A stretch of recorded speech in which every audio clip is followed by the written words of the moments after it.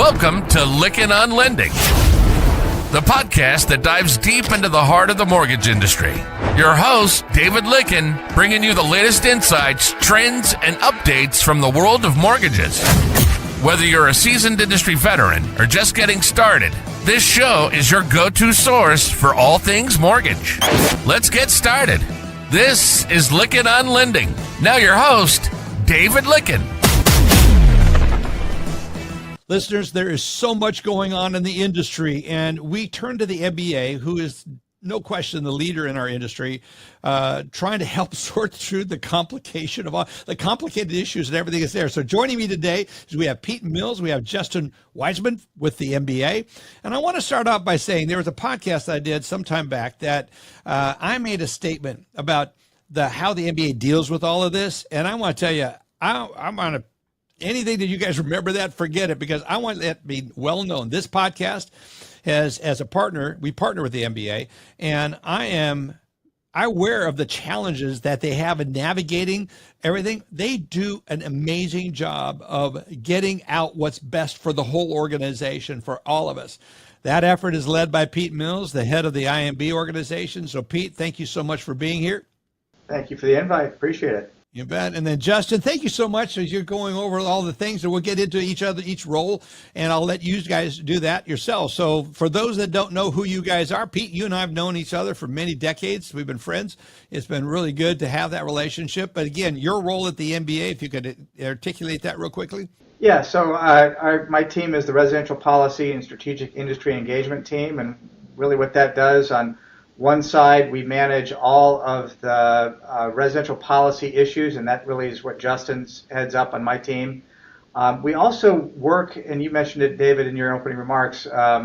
We have we're the big tent, as you know, but we have all these different business segments that we try to serve. We try to find a place for them under the tent where they can gather, talk to each other about things that are unique to their business model. So we have an IMB group, we have a community bank group, we have a credit union group. We have groups based on channel, so we have a wholesale lenders group. We have product-facing groups around unique products like reverse mortgages. And so all these different sectors like to gather on their own and talk to each other, and that helps us inform not only our policy positions, but education content, conference content, et cetera. So it's a great group, and we have a great team. And we do spend a lot of time trying to make sure that we do it right for the entire industry.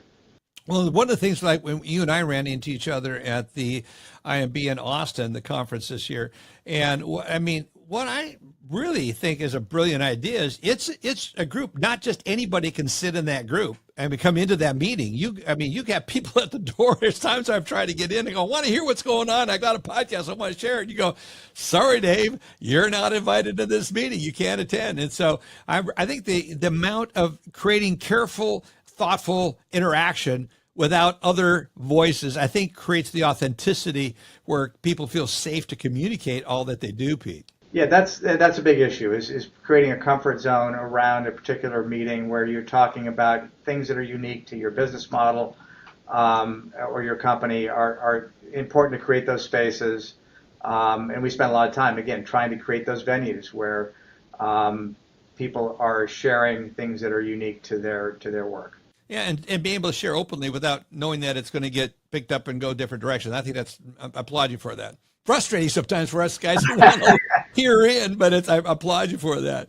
Well, I'm thinking, Justin, I'm thinking of Pete's title. I don't know what his business card looks like, but it's got to be truncated multiple times around there to be able to get it all that fit in. What is your, we heard what your official role is, but if you give us a little more insights. Yeah, no, absolutely. So I'm Justin Wiseman. I'm the Vice President for Residential Policy and Managing Regulatory Counsel here at MBA. So yeah, also a long title. Our business cards are a very small font, hard to read because we got a lot of them. But so in that capacity, as Pete said, I lead our federal-facing regulatory policy team. So these are the committees, and committees are the lifeblood of MBA. But these are the committees that cover loan production, loan servicing, secondary capital markets, and legal issues and regulatory compliance, and all the many issues that arise out of that and the many government agencies that touch that. I also lead our amicus brief program. MBA often files friend of the court briefs in cases that are important to the industry, and very rarely we're the direct litigant, but if that comes up, manage that as well. So most of the amicus brief side, but a lot of government agency interaction. Well, Pete's always been brilliant to surround himself with bright guys that can put their heads around a lot of things. And Justin, I hear great things about what you do, so kudos to you. And I don't know how you balance all that, but I'm really excited to get into three aspects. And then I want the fourth aspect of what this podcast I want to cover is how the MBA policy is managed. How you guys, what are the key drivers of the process? We're going to get to that at the end. Three things: GSE release, going out, getting free from getting back out of conservatorship. The other one is single file credit scores. I'm really interested in getting the MBA's position on that. And of course, the famous CFPB and what's going on there. So let's start with GSE release. Which one of you guys want to kick that topic off? I'll leave it to Pete. Go for it, buddy. I'll take a run at it, and you'll obviously jump in. And David, I think you've actually characterized it correctly. We sometimes fall into the habit of calling it GSE reform. If you go back 10, 12 years, that's where we started the journey. The GSEs were in conservatorship in 2008, 2010. We started to think, or 2011, we started to think about, what's the process for getting them out? I will tell you, the conversation started back then. It was like, gee, we need to create a whole new secondary market infrastructure. Fannie and Freddie are going to go away. We can't ever use those names again because they're tainted. And we've come a long way since then. There were early discussions around the Corker-Warner and Johnson-Crapo legislation. It would have created an entirely new set of entities and an infrastructure around it. That went nowhere. Complexity of that was, I think, sufficient to make sure that it didn't go anywhere. And then, we spent a lot of time and several years on what we called administrative reforms and putting in place changes that would make the GSEs function better, work better with the industry. So things and concepts that we want to carry forward as they get out of conservatorship around the level playing field, making sure that the GSEs don't ever go back to negotiating pricing and market share deals and underwriting variances as they did before. Conversations around the bright line of how you where does the secondary market begin and end, where does the primary market begin and end, and making sure that the GSEs don't compete unfairly in the primary market. So all of those issues, some of those things have been dealt with over the past several years. G fees no longer vary between small and large lenders. We have rules around pilot programs and new activities that govern some of those things. So now the playing field is a lot shorter to getting them out of conservatorship. And so GSE reform today is really a conversation about these are the GSEs we have. How do we get them out of conservatorship and move forward from there? So it is a very different discussion than we were having several years ago. Yeah, there's the release, and then after it's released, it's the reform, so that we don't go back to some bad habits. It's actually the other way around, too. I would say we want to see the reforms first to get them ready to be released. Oh, okay. Very good. Very good. All right. So the reforms we think about are how do you lock in some of the changes that have occurred? Some of the things that FHFA did over the past decade were done with their conservatorship powers. So how do we lock those in? How do we make those a priority for FHFA when the GSEs are out of conservatorship? Okay, very good. Okay. So the powers are different. Yeah, and I think, Pete, it's worth for the listeners who may just think like FHFA and the GSEs kind of unpacking those distinctions, because they really matter, and the powers of a conservator are very different than the powers of a regulator. Yeah. But some of the things that they've used their conservatorship powers on, we want to carry forward into a post-release. And so there's an element of FHFA reform in this as well as GSE release. And the key piece of this entire puzzle is making sure that when they are released, we have a defined, explicit backstop.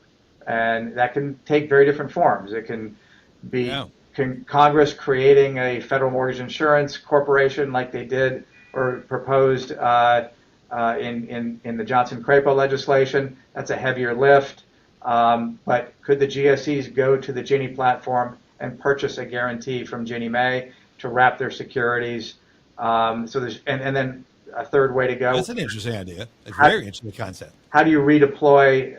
One other alternative is how do you redeploy the 254 billion in unused Treasury borrowing authority in a way that would backstop the GSE mortgage-backed securities? And when we talk about this, we got to be clear that we're talking about backstopping the MBS and not the companies. Right. And so the guarantee would really apply only after you would burn through mortgage insurance, CRT, the GSE's own capital, and then you have a catastrophic backstop that would make sure that the investors were made whole, the investors in the MBS. So what you're really talking about is the taxpayer backstop is well after a number of other thresholds have been exercised. Yeah. When you look at Director Pulte of FHFA and what it is, what of his thoughts on this? I mean, again, I don't just generally want to get your impression. Is he going down this in a I don't want to ask this question where there's any judgment. I'm trying to find a way to ask the question where you just get the impression, are we going down the right direction? Is he trying to move too quickly from the MBA's perspective? So I guess what I'd say is at the threshold level, the baseline comments that we've heard from Pulte and Treasury Secretary Bresson are very positive, and they recognize that doing GSE reform in a way that doesn't respect the needs of GSE investors will lead to higher mortgage rates and higher costs on Americans. And I think they understand that, both Secretary Bresson and Director Pulte. And that's like very necessary as the predicate understanding. So I think that is very positive. I also think that it's worth watching. Director Pulte is a really creative guy. He's got his hands in a lot of different issues with some really interesting ideas. But on GSE reform in particular, like, it's a dance between the FHFA director and the Treasury Secretary. And once Treasury starts leaning in and engaging more, I think the discussion will become more concrete and real. Yeah, it's really interesting. Interesting is everyone thinks Pulte is Pulte Homes. He comes out of actually his name, while it's in the Pulte Homes name, he comes out of the investment banking world. So I think the fact that he brings a unique set of skills to this initiative that's underway, it's very exciting to see what's happening on there. Again, what's the sense of timing on this? It creates an angst because we don't like change. What we have is working. Don't mess with it. It's something a lot of people say. But I remember the day where back when the title of one of the MBA magazines was, do we need MBA or do we need the GSEs anymore? Do we really need Fannie and Freddie? Because the markets have quote unquote, become so efficient that Wall Street can take care of that. Well, we found out where that all went. We had the liquidity crisis of 99 with the default of a long-term capital. It created a liquidity crisis then. Thank God we had them then. We need these. We need Fannie and Freddie. And it's now doing it wisely, so it's not. And what I'm hearing you say, that there's a very good chance that it's going to be done well. I think to Justin's point, the sort of the threshold benchmarks for release, both Bresson and Pulte have made it clear that their benchmark is no significant increase in long-term mortgage rates. So I think if you back up from that, it says it needs to be a very careful, because it's complicated. It will, by necessity, need to be a very deliberative process. In terms of timing, I think Justin made the key point. Once Treasury fully engages in this process, I think it gets serious. As you can imagine, Treasury Secretary is dealing with tariff issues. He's dealing with tax issues. There's a lot of other stuff in front of this issue. I do think serious discussions probably don't really begin until 2026. And that's been consistent. Our GSE task force met with Mark Calabria earlier this year, actually before he was over at OMB, and he was just speaking as a private person. His feeling was this is going to be a 2026 beginning of the conversation. So I think that time frame still holds for the most part. Okay, good. Anything more that we need to cover on this for our listeners? I think Pete did a great job. But if I were to leave the listeners with like one sort of what the MBA wants to see. It's ensuring that the reforms of the GSEs that were made during conservatorship are durable and can survive the exit from conservatorship. And the main tentpole stake is that you need some sort of guarantee, and there's different ways to structure it. But to maintain an affordable 30-year fixed rate mortgage, you need a guarantee. So Yeah, it's a guarantee. complicated conversation, but if you go back to those two principles, you'll land in the right place. It's a backstop on the security, not on the entities, Absolutely. and that's what I heard here, which I think is refreshing to hear, and I think it's a nice tentpole to have there, as long as we stick with that. Let's move over to the single file credit scores. This is really an interesting issue that's emerging, and there's a lot of debate around it. I don't have an opinion. I'm literally on the Fannie Freddie issue. I've been concerned, don't mess with what's working kind of thing, but I'm encouraged with what I'm hearing. But now with the credit scores, I'm trying to sort this one out. Help our listeners do so. So let me maybe start it, and I'll let Justin pick it up. But I mean, the driver here is, the industry and consumers have faced significant pricing increases over the past 3 to 4 years in this space. It's a market structure that is problematic. There's no competition. There's 3 providers, and you have to purchase from all 3. And so we just started to look at how do we address some of the underlying market structure issues that we think are raising costs to consumers. And that was where the discussion started. And as you know, there's a buy-merge proposal along with a 2 credit score approach that those 2 together at the same time are very complex and operationally challenging. And so we wanted to think about the issues. If you were to do this from scratch, would you create the system that we have, or would you do something different? And then maybe the other thought point was, why is mortgage the only consumer finance product that mandates a tri-merge credit report? Started with that and began to do the analysis and found, I think preliminarily, talking to our members, letting the members do the work, and just share high-level results. It does not appear to us that, and this is frankly sort of pat the bureaus on the back, the differences between their coverage is not as significant as it used to be. And so the question is, does every borrower have to get a tri-merge credit report, or is there another way to go? And that's sort of the conversation we've been having. Yeah, very good. Interesting. And Justin, you'll have some follow-up points on that for sure. Yeah, no, I mean, I think, and look, I'm going to be a little glib here, but like anyone who's ever had 5 minutes of an econ class understands that like the downward pressure on price is competition, right? Yeah. If there's no competition, there's no downward pressure.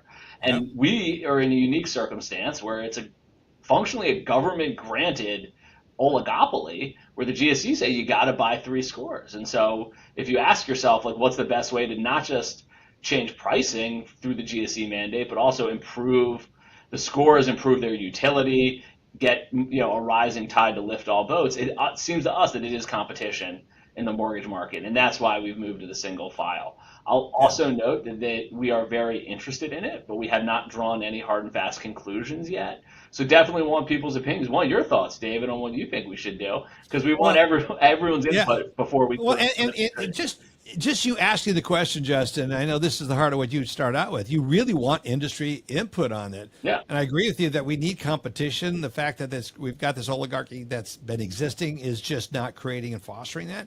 But it's how to do it. We all can agree on a direction, but this is where you guys take the thoughtful time to study this. And you guys just posted a blog post on this, didn't you not? Yeah. Now, where can that be found? Where can if you guys could email that to me, I'll put a list of that. I'll put that blog post in our show notes for this. I'll have my producer do that.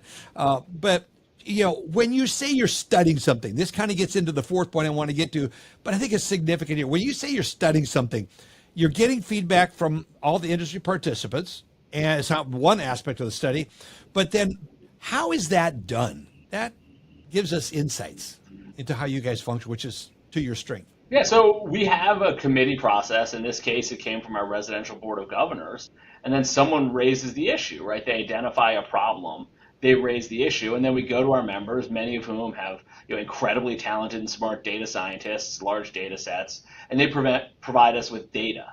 First we have the idea, then we have a thesis that's generated by the members. Hey, credit score, costs are rising, service levels maybe aren't improving in the same way as they do in other industries. Why is that? Well, it might be because of a lack of competition.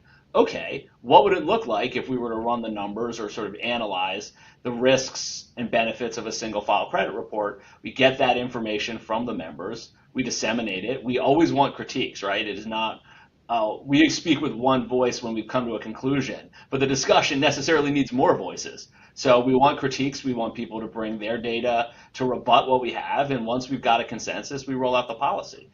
Yeah. What is the most effective way to do that? Because I think there's a lot of people that sit on the sidelines and just throw out these social posts with all these opinions, but it's not really contributing to the process. And I think one thing, we have the Mortgage Action Alliance app, which is very effective. Is that the most effective way to do that, or is it to get involved in the committees, and how is that done?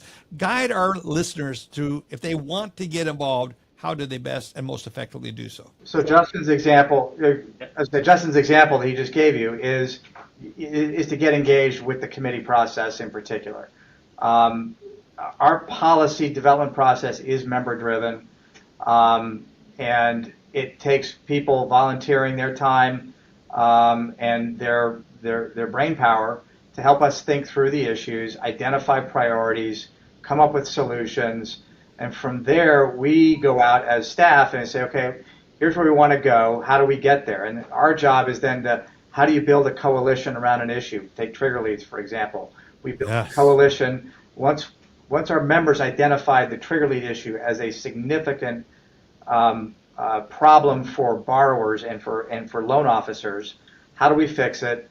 And we went about then from them identifying the issue and us realizing that we have to stop it at the source, that giving people trigger leads and asking them to follow certain rules isn't working. They're not following the rules. They're not making firm offers of credit, et cetera.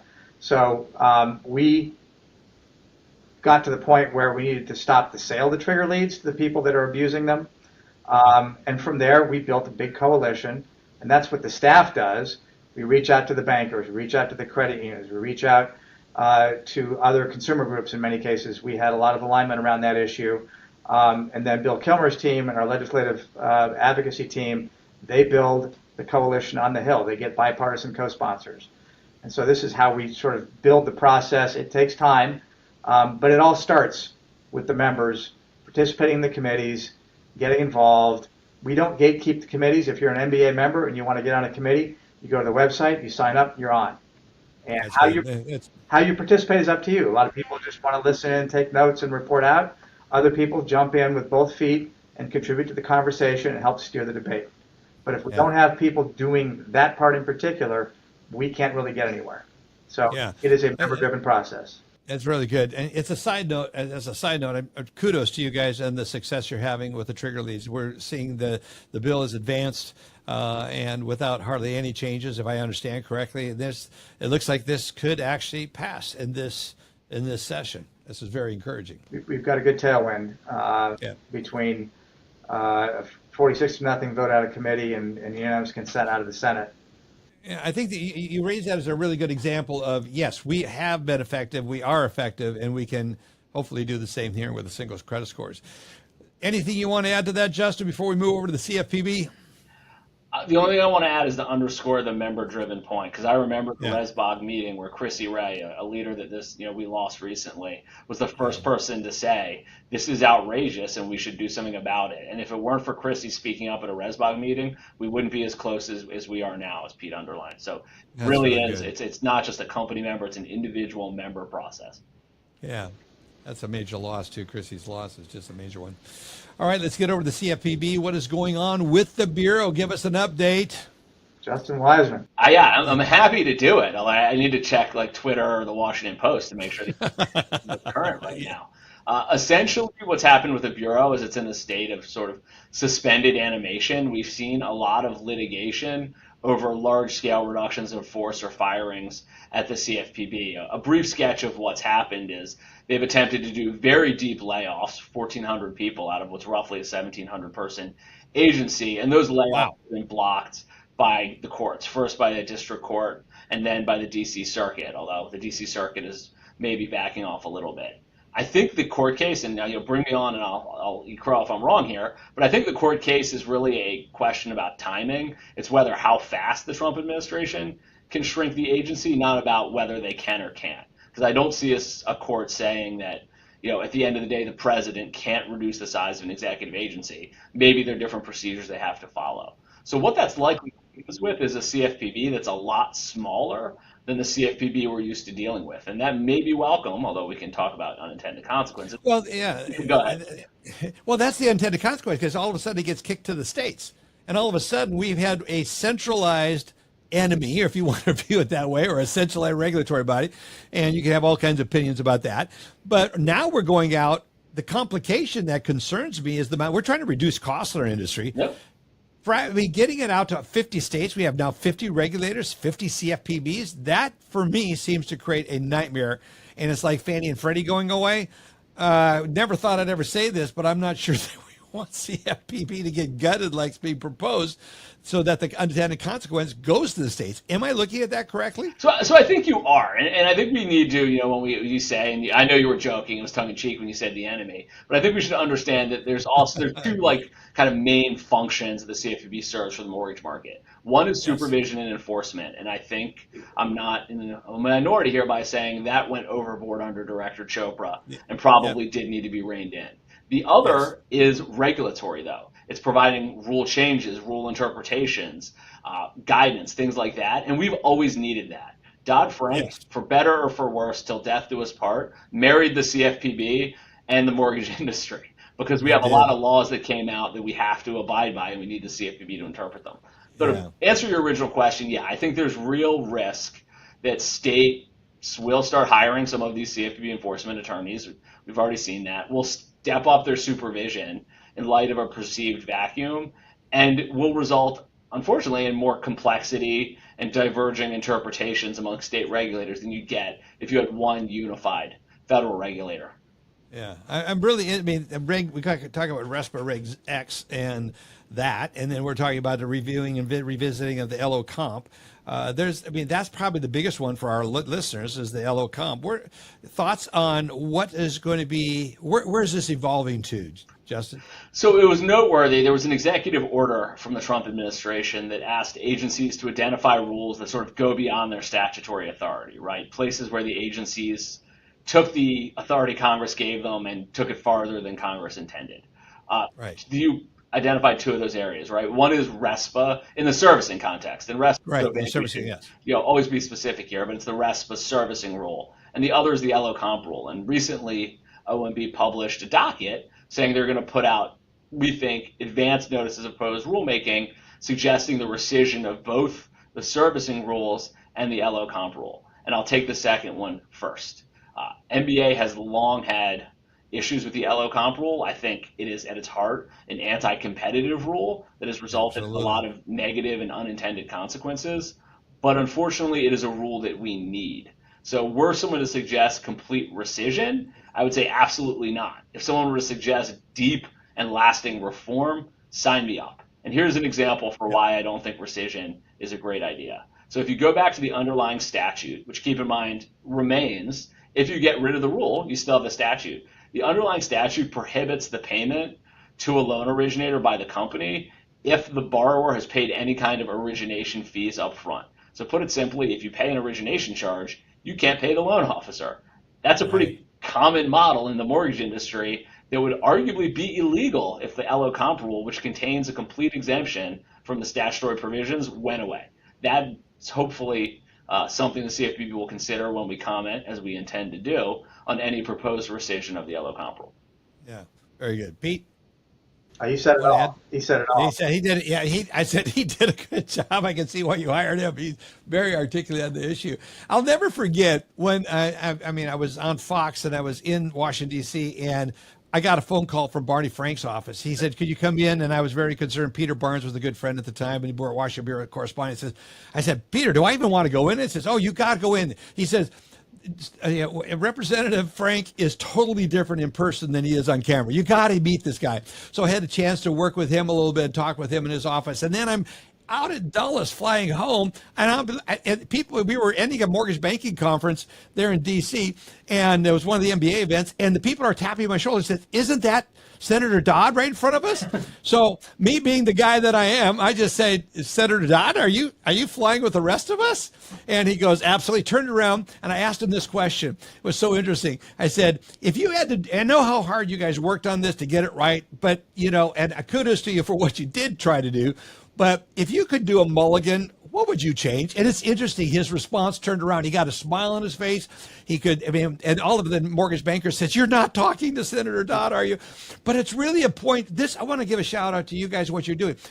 Advocacy, going in and sitting down with our representatives, is so important. Whether you run into them in an airport, running up to them, we treat them like they're on this pedestal or there's this invisible force field that we're not supposed to talk to them. Nothing could be further from the truth. And this is what you guys do there, which really gets into my second and last point, is the MBA's policy making. What are the key drivers? What is the process? You invite us into it, but not as many people as should participate in the MBA, supporting the MBA, are there. So if you guys could just, as we wrap this up, go there. Yeah, let me split. Can I just start quickly, Pete? Because I want to split it into two different streams, right? One is advocacy to the agencies. That's largely done through comment letters, agency meetings, meeting with people at the CFPB, meeting with people at FHFA, and that's largely done through our policy committees. So we develop ideas, we develop letters or sort of priorities in those committees that then we act on as staff or with members facing the agencies. That's A. B is the other incredibly important role you talked about, which is aimed at our legislators, both state and federal, but primarily federal legislators. And that's the Mortgage Action Alliance, right? If we ever want to get anything done legislatively, we can't put these people on a pedestal. We need to make sure our voices are heard. And you do that both through through our National Advocacy Conference, and also by developing, as you said, personal relationships in district with legislators in Congress about stuff that's important to you.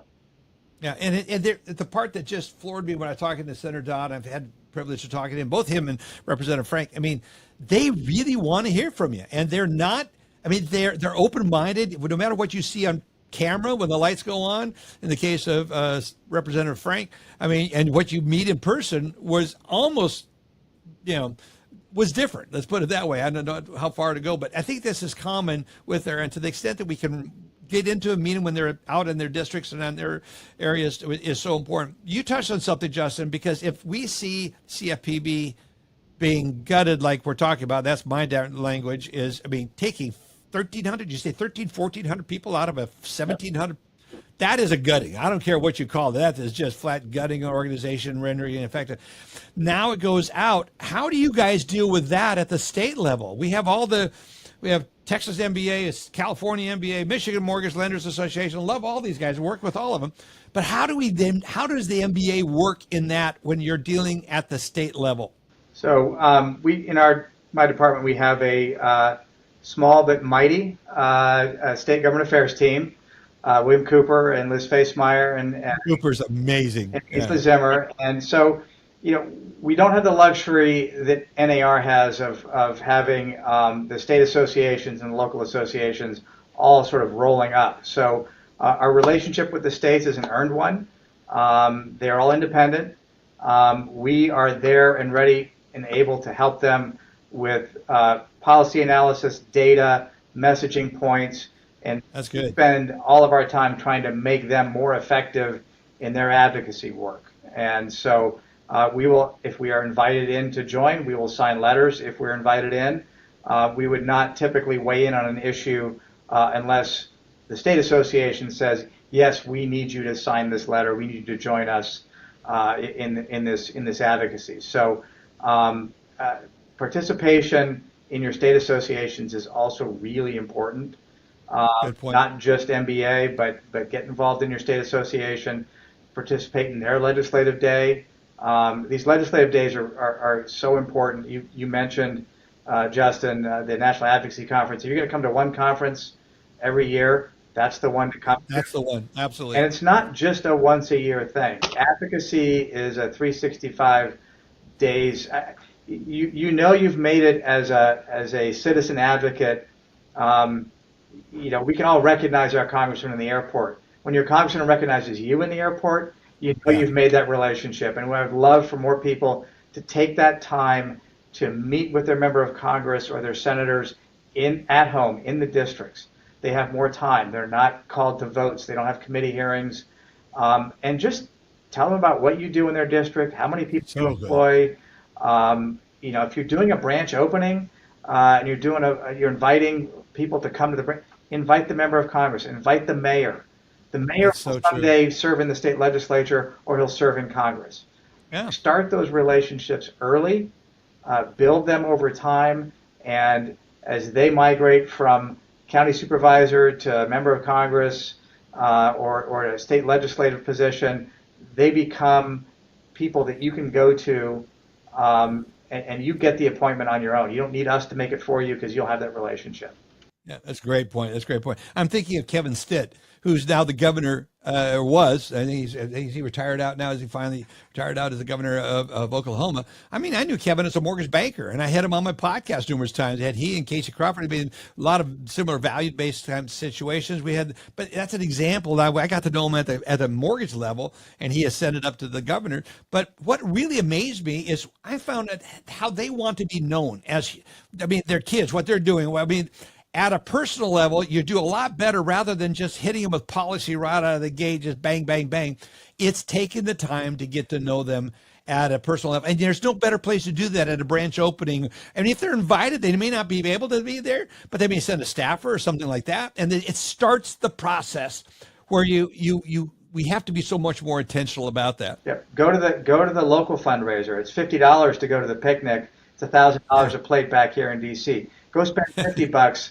Go to the picnic, meet the member, meet his staff or her staff, and build those relationships. Yeah, and then once we do that, how do we start reporting that back up or relating that back up to the MBA? How do we then tie the full bow, the full circle where, I think that's important. If I have the fortune of developing a relationship, I think it's important that you guys know that. Yeah. So that as you're working something, hey, Licken was out there in Texas, went out a barbecue and, met Ted or met, whichever one is out there. I mean, I think those are the ways to do it. But how do we bring that back to you, and how is that handled? We have our legislative and political affairs team. You let them know, Jamie Lynch, Aaron Riley, let them know what, if you've had a meeting like that, just a quick short note to Jamie.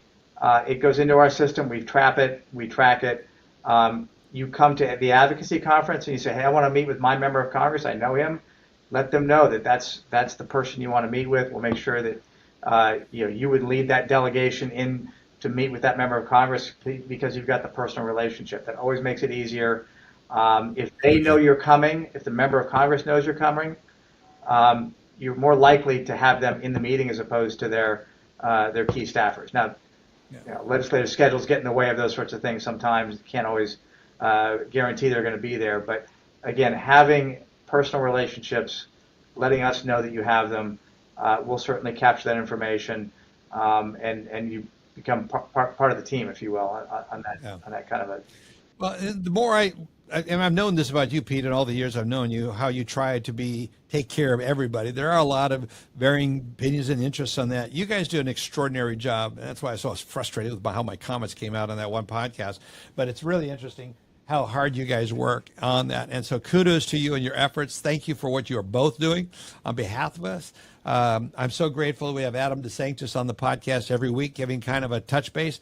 I welcome you guys back anytime. We've got a pretty good size audience that we're speaking to, 36 million impressions, 500,000 downloads of our podcast. So please, you're welcome to come back on anytime.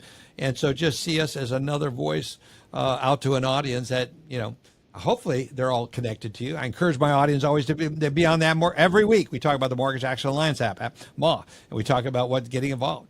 And so please come back. Would you, gentlemen?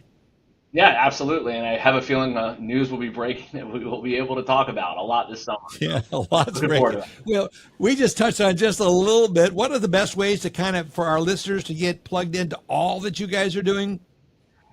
We're working on? So join our committees. First, work at an MBA member firm. Join our committees. A lot of them do monthly recaps. We have an advocacy update that goes out every week. We have MBA Now videos on our LinkedIn page That's you what I guys should wanna that you follow. So we have a lot of different channels, but also if you are an MBA, if you work in an MBA member, reach out to us, reach out to me personally, reach out to Pete, reach out to my team. It's how we get the best ideas and the best interactions. So we have a lot of channels to reach you, but you can always reach us. Yeah. And it starts with us, really. It should, I mean, you guys do your heart to come out and meet with people, but it's really on us because you were a member-driven organization. We've heard it here how many times today, and it is, in fact, the case. So encourage you listeners, get a hold of Justin and Pete, and then most importantly, reach out to your legislators. Thank you, guys. Great. Appreciate it. Good conversation today. Really appreciate it. Great. Really enjoyed it. We'll do it again. Yeah. What's the next conference we're shouting out? Let's give a promote on one of the conferences. Compliance and Risk Management. Regulatory compliance and risk management in DC in September. Love to see a lot of folks listen to this here. There. All right, good. And then Good. annuals in Vegas this year. So Yeah, what happens in Vegas stays in Vegas. Well, actually, it's got to get out. It can't be that way this time. We got a lot to cover. Thanks so much, guys, for being here. Really appreciate and respect both of you so much. And thank you for taking the time to come back. Respect is mutual, David. Really appreciate it. I appreciate it. Really do appreciate it. Yeah, very good. Folks, I want to say a special thank you to our sponsors who made this podcast possible. Byte Software, Angel AI, True, Candid Inc., Mortgage Bankers Association, Lenders One, the Mortgage Collaborative, Modex, Knowledge Coop, Redder, and Mortgage Advisory Tools, and finally, Fuel Inc. Thank you all. Share this podcast. It's an important one. Share this within your community, within your network of mortgage lenders, or even with realtors. We appreciate you so much for being here. Thank you for listening. You've been listening to Lickin' on Lending. Our passion is to bring you the latest insights, trends, and updates from the world of mortgages. So on this show, if you're a seasoned industry veteran or just getting started, it's your go-to source for all things mortgage. We hope you've enjoyed the show. We'll be back soon. Take care, and we'll see you next time on Lickin' on Lending.